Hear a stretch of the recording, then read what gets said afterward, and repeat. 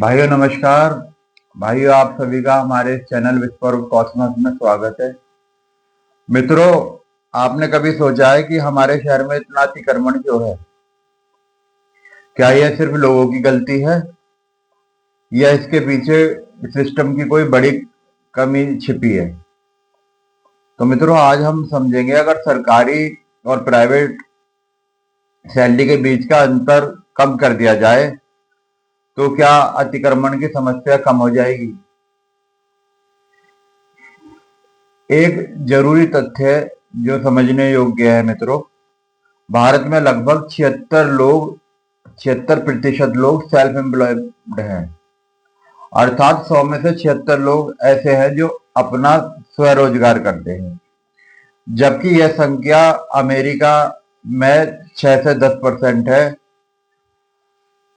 यह अंतर हमें बताता है कि भारत में कई लोग मजबूरी में खुद का काम करते हैं, जबकि अमेरिका में यह अधिकतर एक चॉइस होती है।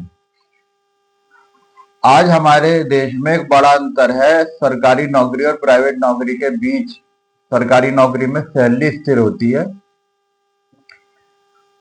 जॉब सिक्योरिटी होती है, लेकिन प्राइवेट नौकरी में सैलरी कम होती है और जॉब का भरोसा भी कम होता है।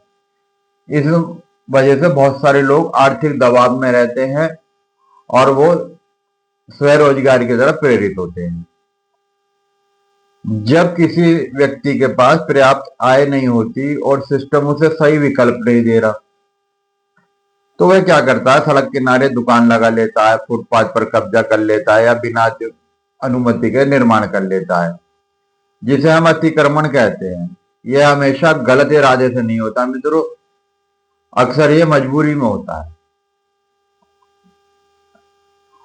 अब एक बात सोचने की है मित्रों, अगर प्राइवेट और सरकारी नौकरियों के बीच जो सैलरी का गैप है उसे कम कर दिया जाए तो क्या बदलेगा? लोगों की आय बढ़ेगी, उन पर होने वाला आर्थिक दबाव कम होगा और वे कानूनी तरीके से काम करने की पूरी कोशिश करेंगे। भाइयों, कोई कानून के विपरीत चलना नहीं चाहता, उसके पीछे कोई मजबूरी होती है। यानी अतिक्रमण करने की जो मजबूरी है वो धीरे धीरे कम हो जाएगी।